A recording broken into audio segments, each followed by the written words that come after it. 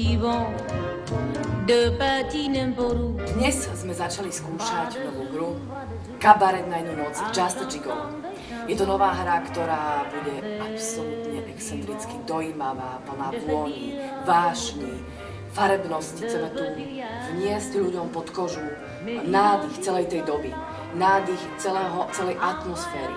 Dostať im do žil skutočnú povahu, charakter Marlene Dietrich, Edith Piaf, Greta Garbo, Audrey Hepburn. To, ako to je v knihách napísané, v dokumentárnych filmoch, je fajn, ale my tu chceme vniesť niečo, čo bolo za ich dverami. Marlene Dietrich. Vo svojej podstate bola dokonalo nedokonalá.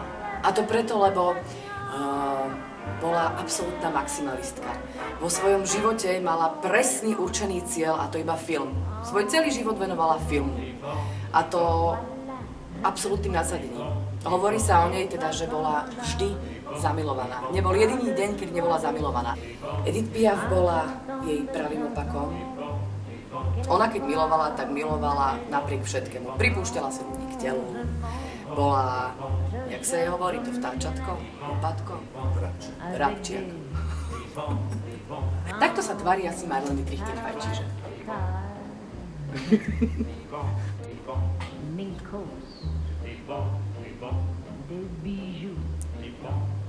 Edith Piaf.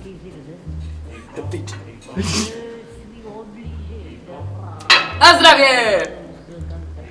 A nesmieme opomenúť Gretu Garbo. Všetci vieme, že bola lesba, všakže. Krásna, úžasná, nonšalantná, nádherná herečka. Ako fajčila, to neviem. Jak sa cítiš? Dobre, že? O tebe sa moja zlatá bude točiť, no. Veru.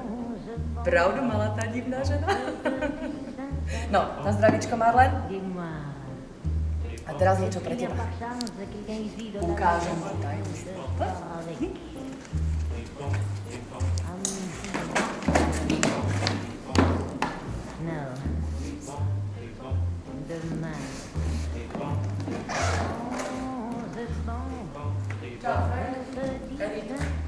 Ale Marlene, toto